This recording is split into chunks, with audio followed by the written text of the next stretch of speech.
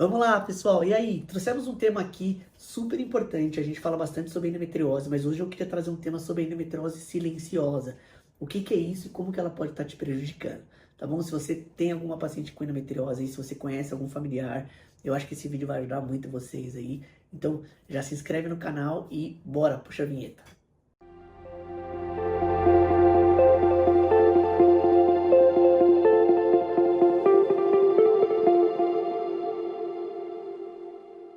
Pessoal, eu queria começar esse vídeo falando um pouco sobre o que é endometriose, quais são os principais sintomas clínicos e aí trazer um tema para vocês que é o tema do vídeo.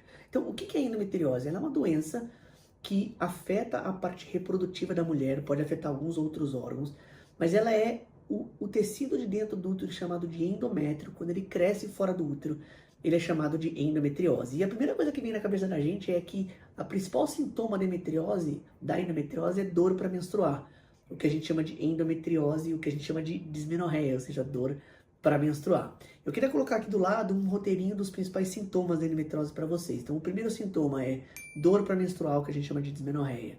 E é uma dor muito severa, pessoal, muitas vezes acima de 7. O segundo sintoma é dor na relação sexual, dispareunia.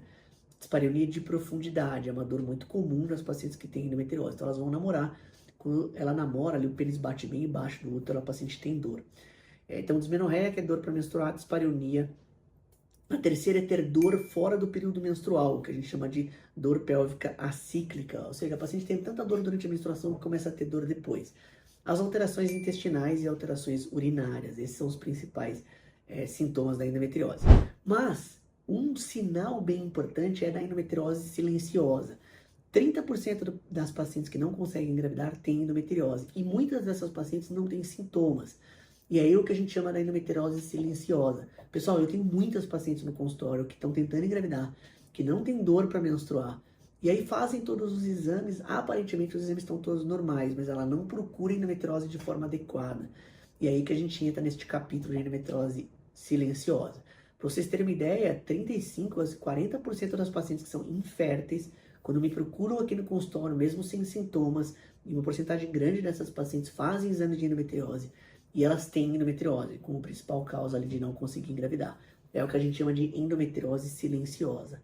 Por que é importante esse vídeo aqui? Por que eu quero trazer esse vídeo para vocês? Porque você não conseguir engravidar, se você está tentando engravidar e não consegue há mais de um ano, levante a mão e pergunte para o seu médico, olha, será que eu não tenho endometriose? Ele pode falar assim, você não tem sintoma, você não é uma paciente típica, mas olha, se mesmo sem sintomas, você pode ter endometriose e essa endometriose pode estar atrapalhando você engravidar, tá bom? Então isso que eu queria falar para vocês. Como diagnosticar, então, mesmo quando você não tem sintomas? Porque para as pacientes que têm sintomas, pessoal, isso é muito fácil. Né? As pacientes têm muita dor para menstruar, o médico pensa em endometriose e pede os exames. Mas e para as pacientes assintomáticas?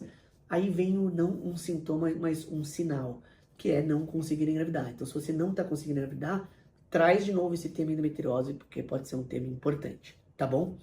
Como pesquisar, então? Com o exame físico, né, o médico, muitas informações da anamnese não vão estar presentes, né, porque as pacientes com endometriose, na maioria das vezes, têm dor, nesse caso a paciente não vai relatar dor, mas durante o exame físico, o médico consegue ver que tem algum problema no útero da paciente.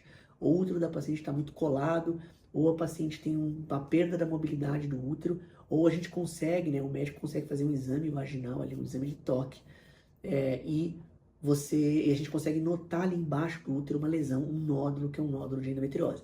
Pessoal, deixa aqui embaixo se vocês querem que eu grave um vídeo só sobre quais são os exames de toque que o ginecologista pode fazer, né, qual que é a diferença entre os exames de toque, unidigital, bidigital, bimanual.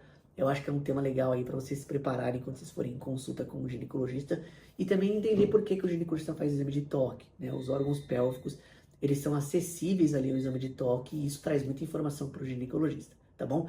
Então, primeiro, como diagnosticar com o exame físico do médico? Segundo, os exames de imagem são importantíssimos para trazer uma solução ali e fazer um diagnóstico de endometriose. Quais são os dois exames principais, pessoal? O ultrassom com preparo de intestino. Então, um bom ultrassom vai fazer diagnóstico de endometriose, e principalmente com bons médicos. E segundo, as ressonâncias, a ressonância nuclear magnética com gel vaginal, com preparo do intestino, tanto o ultrassom como a ressonância tem que ter preparo de intestino. Ele basicamente são os dois exames que a gente pode usar para diagnosticar a endometriose. Beleza? E o mais importante do vídeo, mesmo que você não tenha sintomas, existe um tipo de doença chamada de endometriose silenciosa.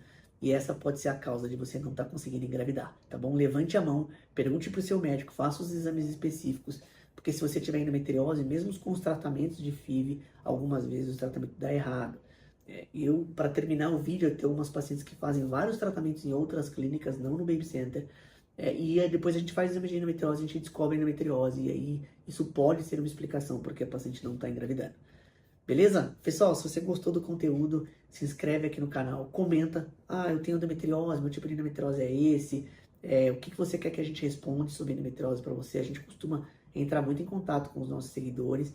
A gente tem uma meta, pessoal, que é ter 100 mil inscritos. A gente está com 13 mil inscritos, quase 14 mil inscritos. Então ajuda a gente, se inscreve no canal e compartilha com quem você acha que essa informação pode ser relevante. Beleza? Valeu, pessoal. Um abraço, até o próximo vídeo.